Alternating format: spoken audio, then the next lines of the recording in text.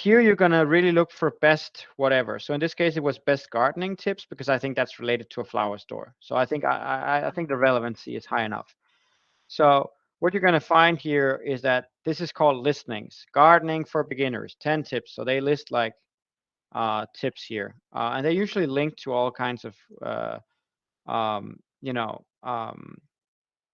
websites when they do that. Um, but it could also be something like best flower stores. There's always the best places for flowers in Amsterdam. I'm sitting in Amsterdam now, so of course I'm going to get that.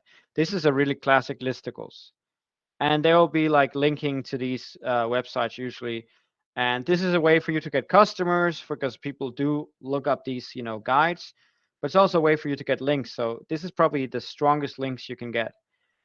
The bad news is that many of these they want money to add you, but not all of them. And sometimes you might actually want to consider paying them,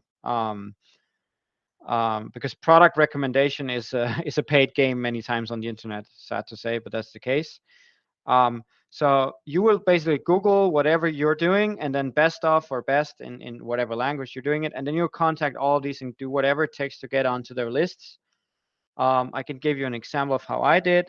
So I said like, congrats on ranking number 2 on for compare SEO tools. That was like a list I found. So the word compare is also good. Compare and then whatever you're doing.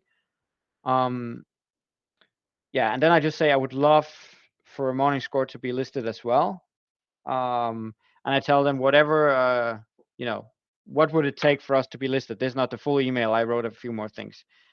And then you got to be lucky that they accept it. And I would say that's back to the same rule. I would say in my case it was 1 out of 7 that replied, and where it happened, and I'm actually very happy about that. And we actually grew our customers from this activity. So this is not just link building, guys. This is growth. So if it's relevant for you that you are in some kind of industry where this could make sense, then follow the same procedure.